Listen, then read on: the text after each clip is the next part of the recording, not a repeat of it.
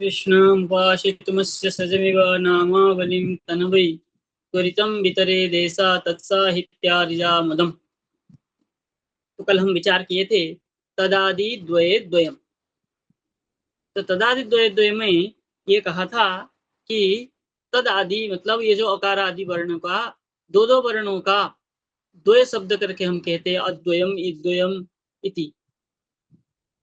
अब आगे कह रहे आदेशो विरिंचि।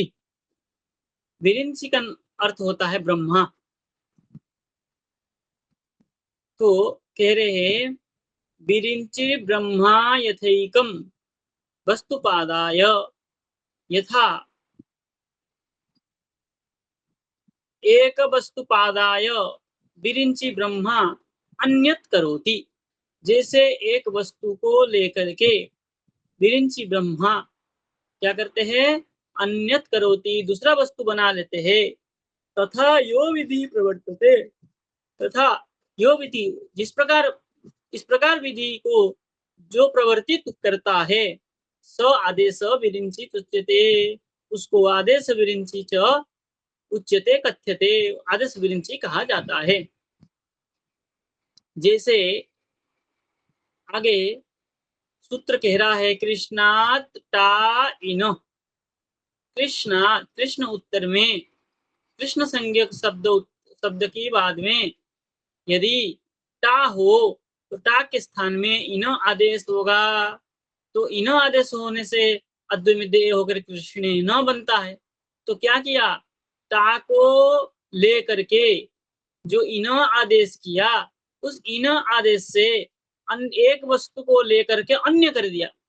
टा को लेकर के इन आदेश किया, इनो को लेकर के कृष्ण ने बना दिया। ये एक वस्तु उपादाय एक वस्तु को लेकर के अन्य कर दिया। इस प्रकार विधि को आदेश विरिंचि कहा जाता है। स्पष्ट है। आगे कह रहे आगमो विष्णु। जो विष्णु होते हैं उनको आगम मतलब वेद भी कहा जाता है। तो वेद जो है भगवान के स्वयं स्वरूप को भी वेद कहा जाता है। तो वेद का और एक नाम है आगम। आगम को विष्णु कहा है। कह रहे विष्णु यथा मध्यतः स्वयं आविर्भूय पोषको भवति। जैसे विष्णु स्वयं आविर्भूत होकर के पोषक हो जाते हैं। देखिए द्रौपदी वस्त्रहरण में स्वयं आविर्भूत होकर के पोषक हो गए, उनको वस्त्र बन गए, वस्त्र बन करके द्रौपदी के लज्जा को रक्षा किए। तो कह रहे हैं विष्णु यथा मध्यतः स्वयं आविर्भूय पोषक भवति, जैसे पोषक हो जाते हैं। तथा यो विधि, उसी प्रकार जो विधि प्रवर्तते जो विधि प्रवर्तित होता है स विधि आगम विष्णु च उच्यते, उसी विधि को आगम विष्णु कहा जाता है। जैसे वामनो गोपीराधाभ्य नुडामी, वामन और गोपी संज्ञा राधा संज्ञा के पर में आम होने पर नूट आगम होगा। तो नूट आगम होने से क्या होगा, तो स्वयं आविर्भूय होकर के पोषक हो गया। पोषक होने से क्या हो गया, कृष्णा नाम बन गया। तो पोषक हुआ, दोनों तरफ को पोषक हुआ। ऐसे ही जो विधि प्रवर्तित होता है उसको आगम विष्णु कहा जाता है। लोप हर, हर मतलब शंकर, शंकर का काम क्या है, संहार करना, लोप करना, प्रलय करना।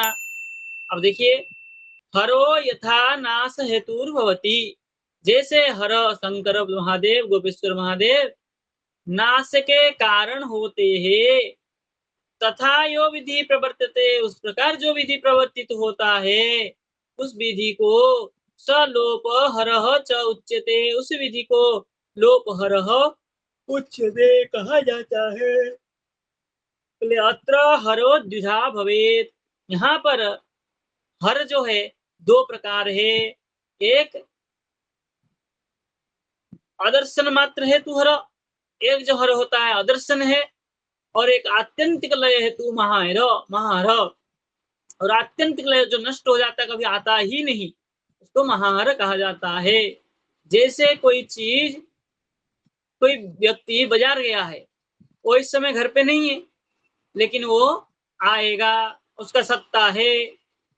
और एक व्यक्ति खत्म हो जाता है, सुधाम चला जाता है, तब वो कभी भी नहीं आएगा। दोनों ही हर है, दोनों ही घर पे नहीं है, लेकिन वो कुछ क्षण रात में आ सकता है, उसके सत्ता है। और एक जो है कभी नहीं आएगा, जो कभी नहीं आएगा उसको महाहर कहते हैं, और जो कभी आ सकता है उसको केवल हर कहते हैं। इसलिए लिखे हैं तत्र अदर्शन मात्र हेतु हर, एक अदर्शन है, घर पे नहीं है, दर्शन है, इसलिए वो हर है। और एक आत्यंतिक लय हेतु महाहर, और जो आत्यंतिक लय हो जाता है, जो कभी आएगा ही नहीं, उसको क्या कहते हैं? महाहर कहते हैं। लुग इत्यन्य, इसको अन्य व्याकरणकारों ने पाणिनि आदि में लुग कहा गया है, लुक। अब कह रहे हैं सूत्राणि षड्विधानि, सूत्र 6 प्रकार का है। संज्ञा च परिभाषा च विधि नियम एव च अद्देशोऽधिकारश्च इति केचित् पठन्ति च। अथवा अतिदेशोऽधिकारश्च षड्विधं सूत्र लक्षणम, ये 2 पाठ भेद है। अतिदेशोऽधिकारश्च षड्विधं सूत्र लक्षणम, ये 6 प्रकार की सूत्र लक्षण है, ये पाठ है। और प्रतिषेधाधिकारस्य इति केचित् पठन्ति च, ये पाठ भेद है। तो क्या है? सूत्र 6 प्रकार का, सूत्र का 6 प्रकार का लक्षण है। क्या क्या है? संज्ञा सूत्र, परिभाषा सूत्र, विधि सूत्र, नियम सूत्र, अतिदेश सूत्र और अधिकार सूत्र, ये 6 प्रकार के सूत्र के लक्षण होते हैं। और प्रतिषेध अधिकार, कोई अतिदेश कहता है, कोई प्रतिषेध कहता है, पाठ एक ही है, बराबर ही अर्थ। अब कह रहे हैं अत्र नामकरणम संज्ञा, संज्ञा क्या है? वे जहां जहां नामकरण किया गया है उसको संज्ञा कहते हैं। सर्वेश्वर संज्ञा, दशावतार संज्ञा, वामन संज्ञा, त्रिविक्रम संज्ञा, महापुरुष संज्ञा, ईश्वर संज्ञा, ईश संज्ञा, विष्णु चतुर्भुज संज्ञा, चतुर्व्यूह संज्ञा, चतुर्सन संज्ञा, और उसके बाद विष्णु जन संज्ञा, विष्णु सर्ग, विष्णु चाप और विष्णु चक्र, एक उसके बाद विष्णु जन संज्ञा, और उसके बाद में है आपका विष्णु वर्ग, विष्णु गण, और हरि कमल, हरि खड़ग, हरि गदा, हरि घोष, हरि वेणु, विष्णुदास, वैष्णव, और हरिगोत्र, सौरी, गोपाल और यादव, सात्वत, ये सब क्या है? एक एक संज्ञा है। तद अतिरिक्त और संज्ञा है, बिरिंची, क्या है? आगम आदेश, बिरिंची, विष्णु, हर, और संज्ञा है कृष्ण संज्ञा, राधा संज्ञा, हरि संज्ञा, लक्ष्मी संज्ञा, गोपी संज्ञा, ऐसे बहुत संज्ञा आपको मिलेंगे। तो इस प्रकार बहुत संज्ञा जो किया गया है, इसको संज्ञा कहते हैं। इन सूत्रों को, इन सूत्रों जहां जहां इसको संज्ञा किया है, इसको सब संज्ञा कहा जाता है। जैसे कोई कहे सर्वेश्वर संज्ञा किसका है? बोले अ आ इ ई उ ऊ री री ली ली ए ई ओ औ। इन चतुर्दश को तत्रादो तत्व सर्वेश्वर सूत्र के द्वारा क्या किया है? सर्वेश्वर नामकरण किया गया है। तो ये जो सूत्र को क्या सूत्र कहेंगे? संज्ञा सूत्र कहेंगे। ऐसे ही कृष्ण संज्ञा, अरामांत कृष्ण संज्ञा, जितना भी अरामांत शब्द होंगे उन सब शब्दों को कृष्ण संज्ञा से कहेंगे। क्या हो गया ये इसको कहते हैं संज्ञा सूत्र। इन सूत्रों, और क्या कहते हैं? परिभाषा सूत्र, परिभाषा सूत्र है, विधि सूत्र है, नियम सूत्र है, अतिदेश सूत्र है और अधिकार सूत्र है। ये सब सूत्र आपको आगे आगे मिलते जाएंगे। इन सूत्रों का लक्षण भी आपको मिलता जाएगा। जैसे नामकरणम संज्ञा, संज्ञा सूत्र का जो अर्थ है नामकरण संज्ञा। ऐसे ही परिभाषा, साच अनियमे नियमकारिणी परिभाषा, विधि कर्तव्यत्वेन उपदेश विधि नियम बहुत्र प्राप्तो संकचनो नियम अतिदेश अन्य तुल्यत्व विधानम अतिदेश और अधिकार केवल संज्ञा अधिकार।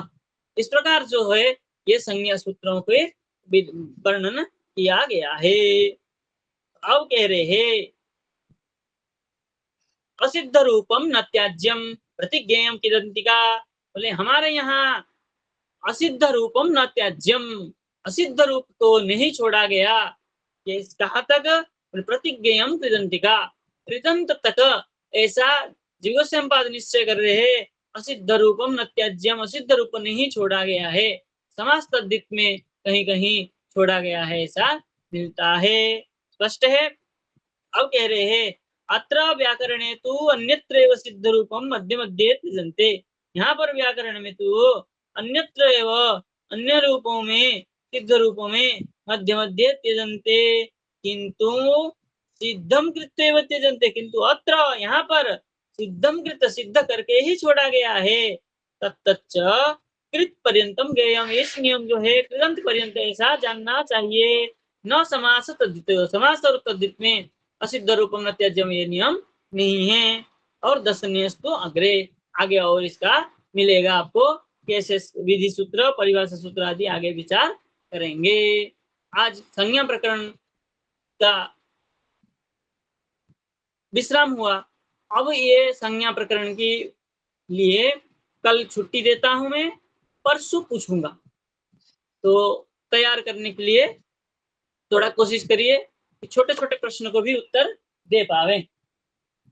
ठीक है। और किसी कोई प्रश्न हो तो पूछ सकते हैं, व्हाट्सएप में भी डाल सकते हैं प्रश्न हो तो कोई, और अभी भी पूछ सकते हैं।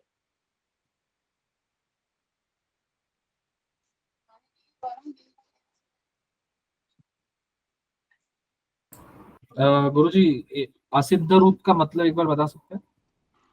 जैसे हम सिद्ध करते हैं, रूप सिद्ध करते हैं, कृष्ण शब्द का रूप सिद्ध किए, कृष्ण कृष्ण कृष्ण, इस सूत्र के द्वारा साधन करके सिद्ध करते हैं।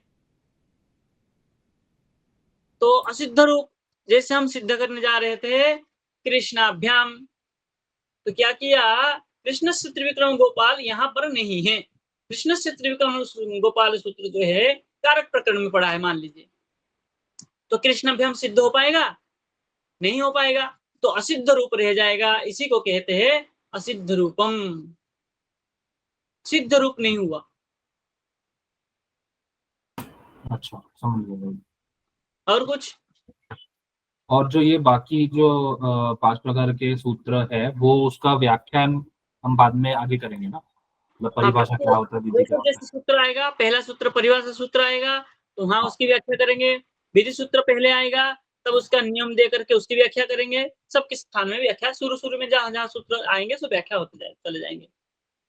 ठीक है गुरुजी। और कुछ? और तो कोई प्रश्न नहीं पूछा।